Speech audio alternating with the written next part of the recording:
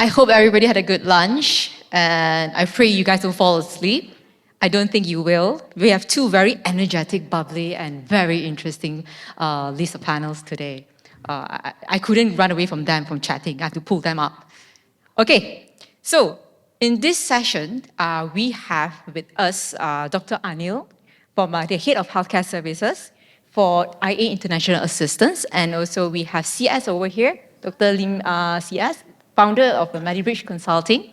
All right, so the topic of discussion, I think it will resonate with a lot of us over here, including myself, in terms of what if I don't become a specialist, right? If I take the non-gazettement path.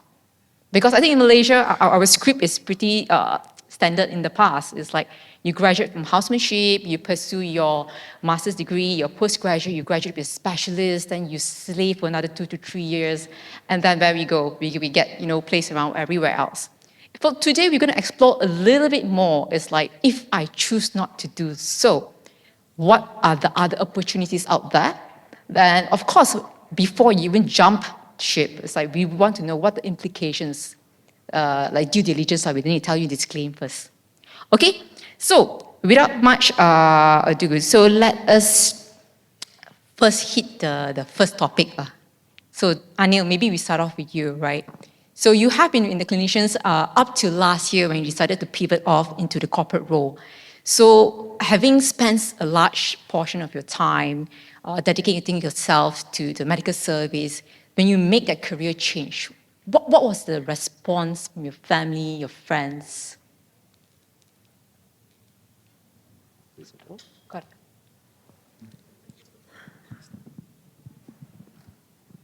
It's on. Okay, so the situation that I face is a bit different from what the junior doctors faced. Because when junior doctors decide to leave, it's still at an early stage of their career, where a lot is to be expected of them from family, especially parents who have paid for their medical degree. For me, the situation was whereby I had achieved all the milestones that I wanted to, from housemanship, medical officer, into the master's program and as a registrar.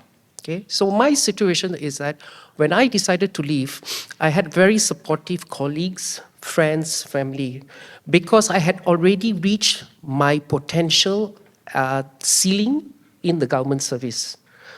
The problem that I faced at that time, however, was that the opportunities facing a middle-aged doctor as opposed to a young junior doctor were limited in terms of seniority, in terms of the position, in terms of the financial package.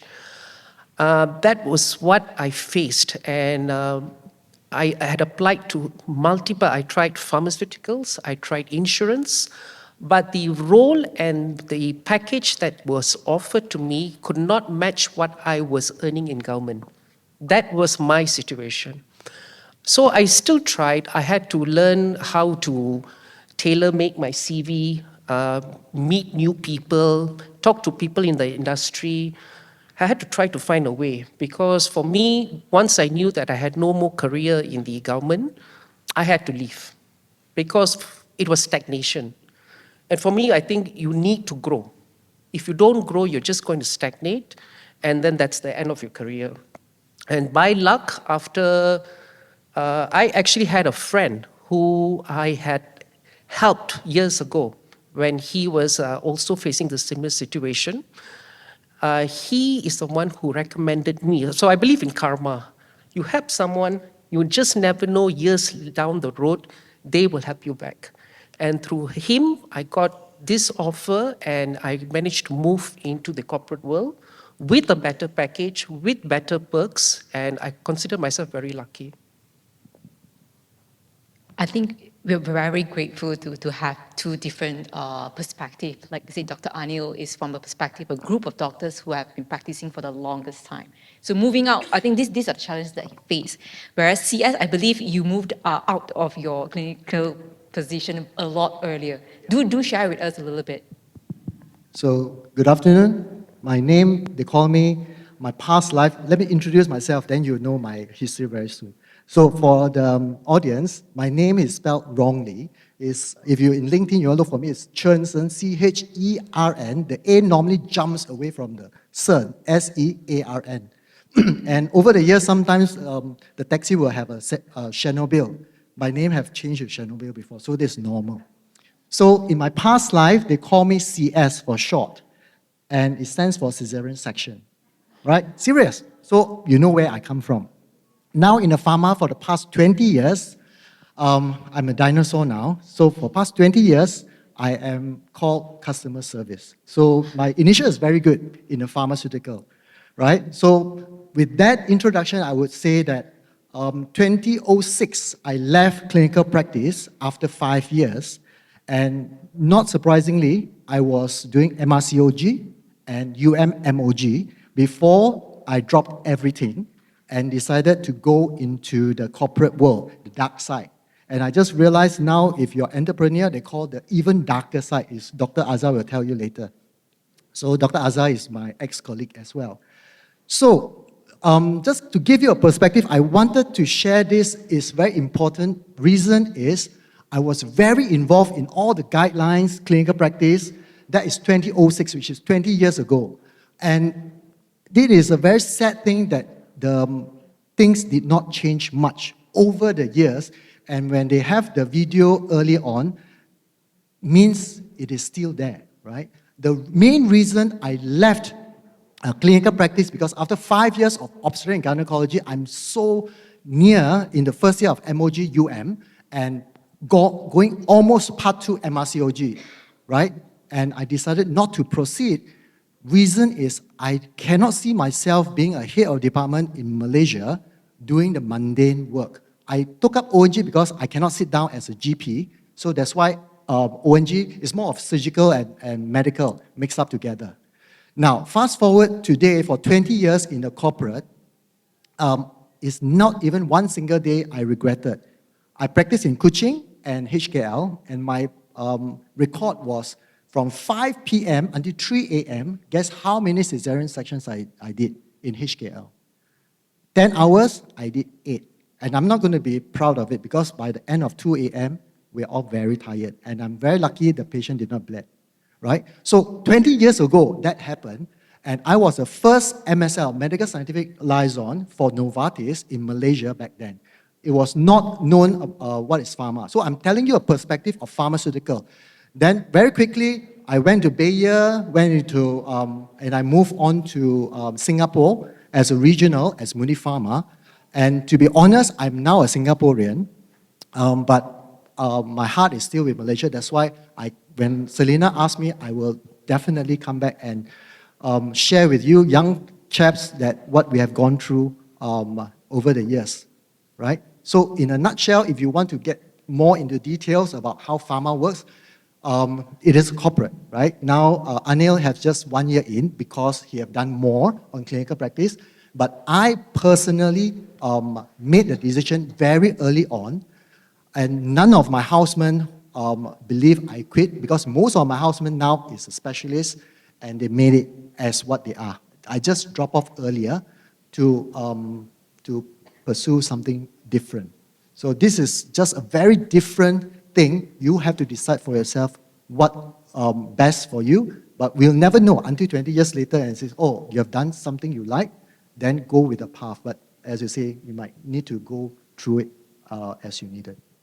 Yeah, I think the in the past, maybe a decade ago and today, our career prospects is very different for doctors who want to leave clinical practice. Like in the past, I think the two main sectors that we go into is probably insurance or pharma. But today, I think from the whole morning itself, we established that there are many other roles, especially with the growth of technology and the AI.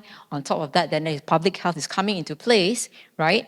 So of course, the next thing, what we were hearing, a lot of us are leaving because more than often we face stagnation, right? So, but the next step is probably one of the more important ones. So if I know I'm going to leave, but I don't know what I'm going to do, how do I leave? So what are maybe we can start with Aneil, right?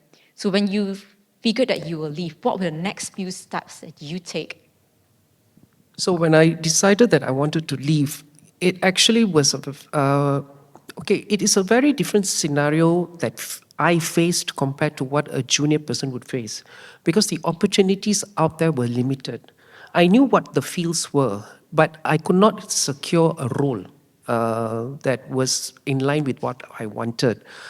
But for the younger generation, what I would recommend is you have much, first of all, you need to know what you want. Is it clinical or non-clinical? Number two, if you go for non-clinical, which field? You want to do pharma? You want to do health tech? You want to do insurance? Pick a field that you feel that is comfortable. Do research, and then you need to figure out how to get into that organization. Is it through, because more often than not, now that I'm part of the hiring team, I look at countless CVs. I also realized that when I was applying for these roles, my CV was too clinical. It focused, I'm applying for a non-clinical role, but my CV was too clinical. That was the feedback I got. So I had to crack my brains trying to figure out how to develop a non-clinical CV. Basically, I had to highlight my abilities that would relate to a non-clinical job. That is a challenge in itself. And then the other thing is that it is a complete change in mindset. For me, because you really are going to go into another direction. So whatever I learned in the past 15 years, I wouldn't say it would go to waste, but I feel that I just needed to reapply it in a different way. Once I started looking at it that way, and when I got an opportunity to join corporate, the transition became smoother because I just looked at it another way. For me, it's a mindset change. You just need to know what you want first. You need to talk to people. You need to build your network. Sometimes someone in the organization, knowing someone in the organization where you want to work is of great importance for you to secure the role. I absolutely agree with that. I can totally relate in the sense like preparing the CV, the first step itself is so difficult because I mean, as a doctor, the only thing on my CV is my medical career. That's it, right? Then the next step is equally important and also equally strange to us, as doctors, because then you have to go into the interview. And interview, I think as doctors, very rarely we engage into a yearly interview as opposed to our corporate colleagues, right? So maybe CS, you can lend a little bit insight and maybe an advice to our future doctors who want to embark into career. What are the tips to face interviews? Yeah. So on top of what Aneil was mentioning, a CV, right? I use my CV, that time is easier, right? I kept my CV for almost 10 to 15 years before I need to change it, right? Because now CV, you have more be applicable or clinical or non-clinical to what we are doing. So with AI, it gets improved. Now, I was lucky in how to get the opportunity because I had a houseman who is very much in the commercial. And the first step is, if you want to come out from the clinical, is more of a recruitment. If you look at my LinkedIn, I think half of them are recruiters, right? You do nothing but just add recruiters because they will screen you out and see what you need. And Aneil was saying, you must first know what you want first, right? Pharma is just one of it, right? And the commercial, there's a lot more things now for you all to decide if you want non-clinical, even hospitals, right? Pharma is just one of the many, many. So with that is more of recruitment and LinkedIn, make yourself more visible, and at the same time, look inward. Again, it's always inward. What works for me doesn't work for you. I remember the first recruiter that saw me when we are clinician, right? We call them and talk to them. She asked me one word. I don't even understand that. Are you a people person? Right? But now, after 20 years out here, I think I'm a people person with the clinician, with the healthcare professionals, yourself, the sales, the marketing, or anyone in the commercial. As long as you're a people person that needs to interact, that's fine. And I think I grew into that role because I do what I like, right? So I was saying that I never regretted one day in the pharma, and I'm doing something I love and getting paid on it. So that's why it's passion. So I'm very, very lucky. That's all, right? So work on your CV now, as you say, and plan what you want to do and be genuine, right? Because the worst thing is you get out of clinical and land in a job that you think you want by faking how you interview for the first 1 hour or 30 minutes. You might get the role, but you'll regret it at a later date. So just be yourself. For my advice is then the road will lead this way. Be yourself so that you know what you want and they will pick who is suitable for that job, not that you think you want that job. That's my honest opinion, and look inwards. That's a very good advice. And also, actually, to follow up on what Aneil said in the sense of changed mindset, right? Because when you transition from a doctor to a non-clinical role, for example, you always compare yourself to your colleagues who maybe have reached a specialist level, gazetted, right?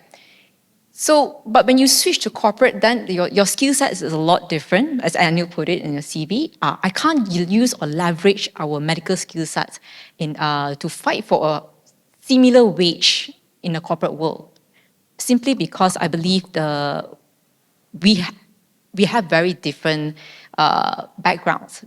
Because when we come from a clinicians to a corporate world, I think there are a lot of things that you need to unlearn and relearn, and you will be sort of placed back down as like from the starting point again, right? So maybe Aneil, I'll open up to both, right, to share what are your experiences and what are the few core values that you think that you need to relearn or upskill in the corporate world. Okay, so for me, it was the first thing that I had to relearn or maybe adopt was communication, because I was in anesthesia for around 11 years. The reason I chose anesthesia is because I don't like talking to people. So I just like putting them to sleep, and then I'm at peace with my phone or iPad. So I remember when I went in for the interview, my boss asked me, so why did you choose this? And I told him the answer. Then he just looked at me and he's like, you know this job requires you to talk, right? I say, yes. Can you talk? I say, can. He say, okay, communicate better. Make sure you smile. I'm so not used to it, because I just wear a mask, I do my job and all that. So that was the first thing I had to do. And in corporate, you need to know how to, in the morning itself, I think the first few weeks, first few days or first few weeks, they had to remind me to check my emails. Mornings I always, I'm preparing drugs, I'm checking the ventilator. Now I have to check my Google Meet calendar. I have to check my emails. I forget there are meetings. People have to remind me. So I had to, I wrote down whatever that needed to be checked in the morning. It's like a checklist for me. Communicate better, communicate formally with the email. That was one. Number two, I had to adopt what I would say that, okay, I may be senior, but now I'm in a new industry, so I'm like a student back again. I have to learn and be humble to learn from others who may be younger than me, but they may have more experience in this industry. So I learned a lot from them. They taught me a lot about how the industry works, how healthcare corporate works, a lot of things. I did not know how to use an Excel sheet, like how I'm supposed to use it now, PowerPoint presentations, board meetings, so many things. This 1 year has been, on reflection, it has been a very turning point for me personally, because I think I have grown so much in this last 1 year. I never thought I'd be sitting here, talking to all of you. If I had stayed in the hospital, I don't think I would be. And it has also opened up my eyes to, there's a world outside out of the hospital. For so long, I was just within the four walls of an operating theater, Now I get to travel, I get to meet new people, I get to experience new things in life. I don't regret the choice I've made, because I think that this is a journey that I'm supposed to be on. I'm glad I'm on it. I'm glad to be here and meet all of you here today as well. So for me, the main thing is, if we are humble enough to start all over again, I'm sure the experience will be worth it. Absolutely agree with you.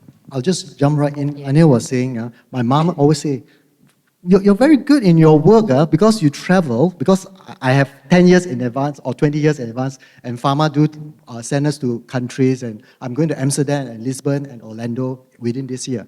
So that's part of work, but it opens your eyes to the things that is out there if you like it.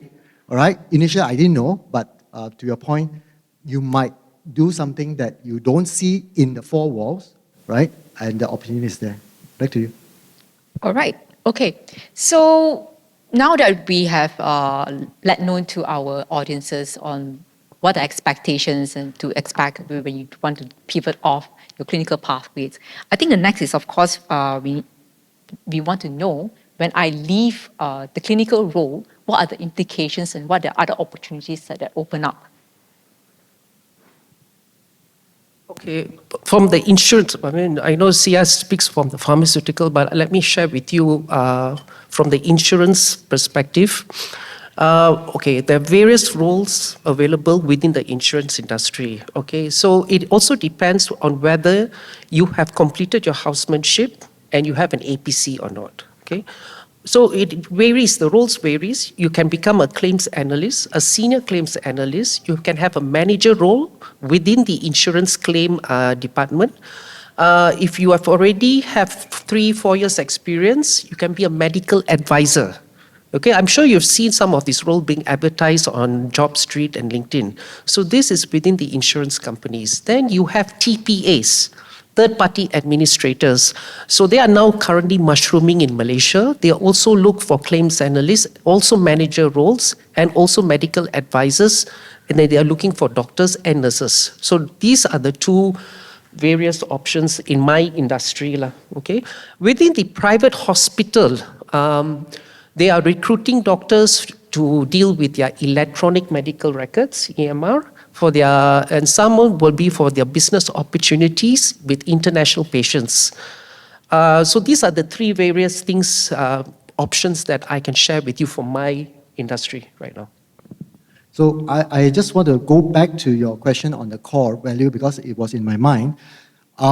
Whether it's personal or not, do pick up the book on Strengths Finder because you're talking about the core value, and that sticks with me for my probably past 15 years. A book that has some questionnaire that you know what is your top strength, because we know that you should do the strength rather than do improve on your weakness, right? If I'm not good in maths, don't go and try to be a mathematician, right? So if you haven't done it, just try to do that. And I'll give you my, if I remember, 5 of them. First is harmony. Second is connectedness, discipline, learner. And what Aneil was saying that, and last was organization, right? So if you know what you like, after that you know that when you're doing it, I like to learn. And to that point, the upscaling, if you go and see, I never had masters, so I went up and do my MBA because I'm in the corporate. I want a commercial background to let your commercial colleague know I'm a physician, but I know what you want, a business acumen. So I did that just based on that, right? Then following, I like human psychology. So I even go until my wife said, you better don't go for any more physical class. I did a specialized diploma in applied psychology because there are human nature, psychology, because I'm just very curious how people react. And in doctors, your Australian doctors, Korea, how do they think as a human, right? And so much so, then I get diploma in health economics for work. Last but not least, I'm still putting money in because of AI. I did strategic leadership in AI and machine learning. And now I'm doing NUS, just certification under AI in healthcare. So what I'm telling you as learner depends on what you want. All right? You want to learn? Go ahead. Do what you like. So now I can do something that I like rather than doing something that you have to go to the path, right? If you don't like the specialty, you're not going to do it, right? Same if you come out from clinical, do something you like, and you will never regret the day you left. But Very, very good sum up. Okay, maybe I'll just do a quick sum up before we go to the Q&A session, right? So I think we have here multiple repeated things from morning till now. To come out, I think we need to be courageous. We need to know what we want, importantly, right? Because that will be your guiding directions towards your tactical transitions from a clinician to a non-clinical pathway. And also, I think a change of mindset has been repetitive throughout the whole entire day. So be very open. Take everything with a pinch of salt, I believe. Keep your mind open in that sense. All right, okay. So are we going to have a Slido QR for the Q&A session? Yes, we are. But in the meantime, of course, we will take any audiences with burning questions. We will go around with the mic.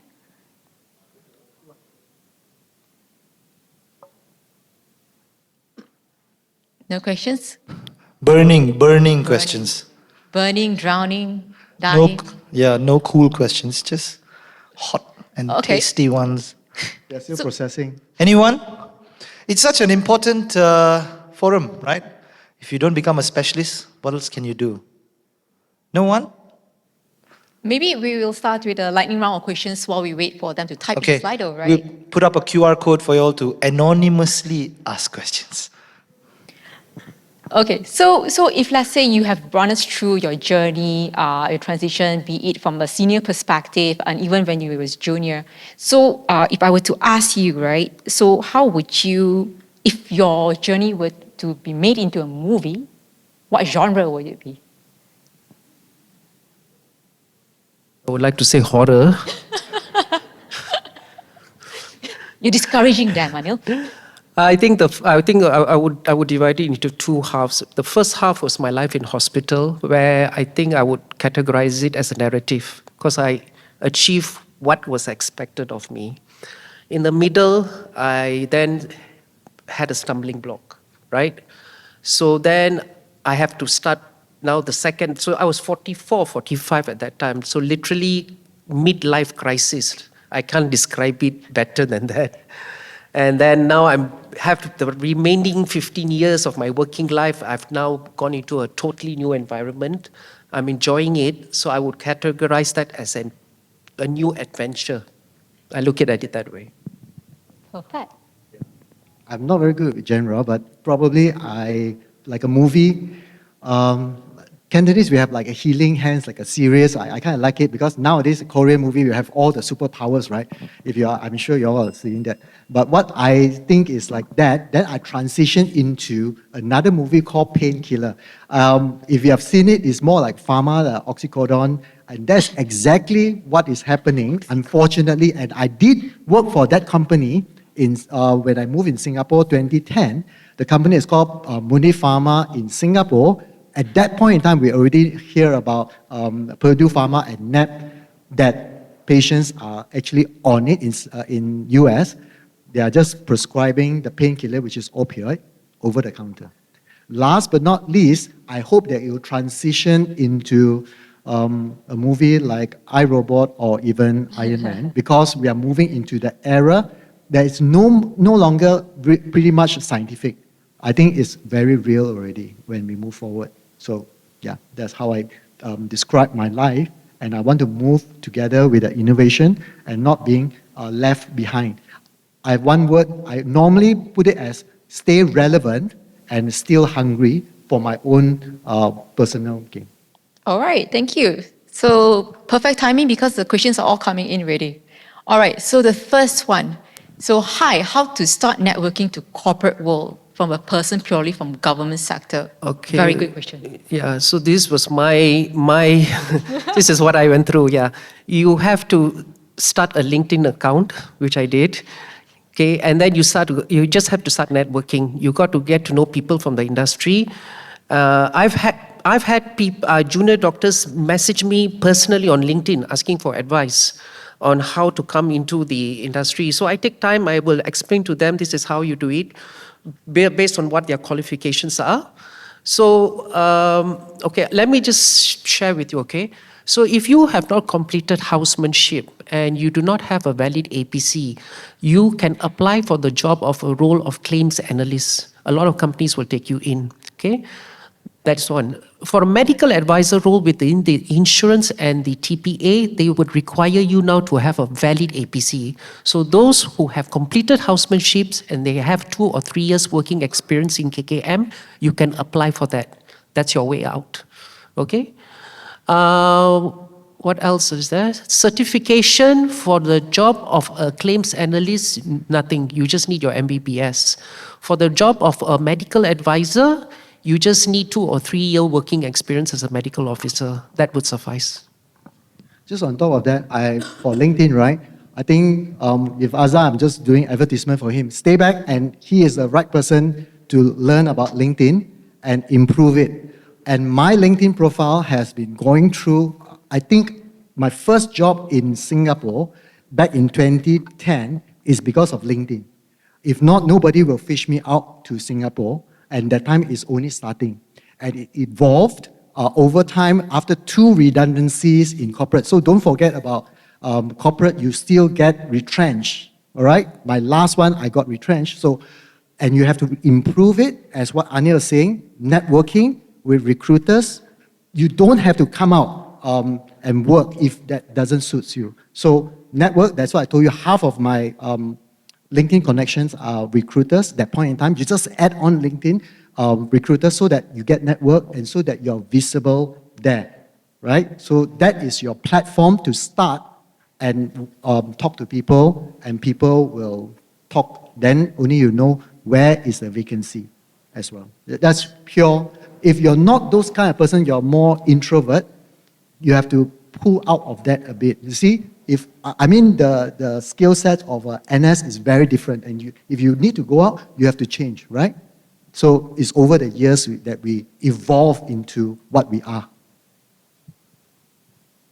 Okay, we have about 1 minute left. Let's take one last question.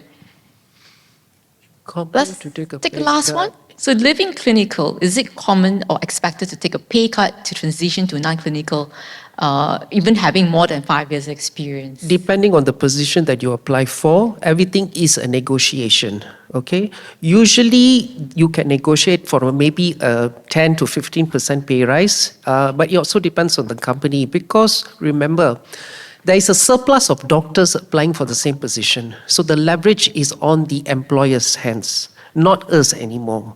Okay, same thing.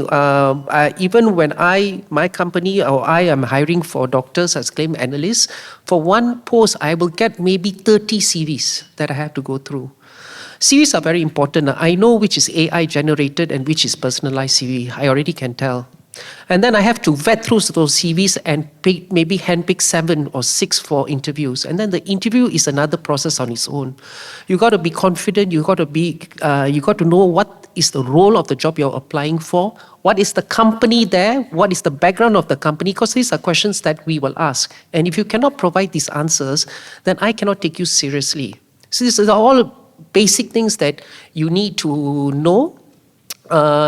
And then once you've proven yourself to the company, you can always negotiate for the pay rise later on. But the most important thing is you get your foot out into the non-clinical job first. Secure that first. Opportunities will come later. I just have 30 seconds. I'll tell you exactly, this is 5 years when I came out in 2006, right?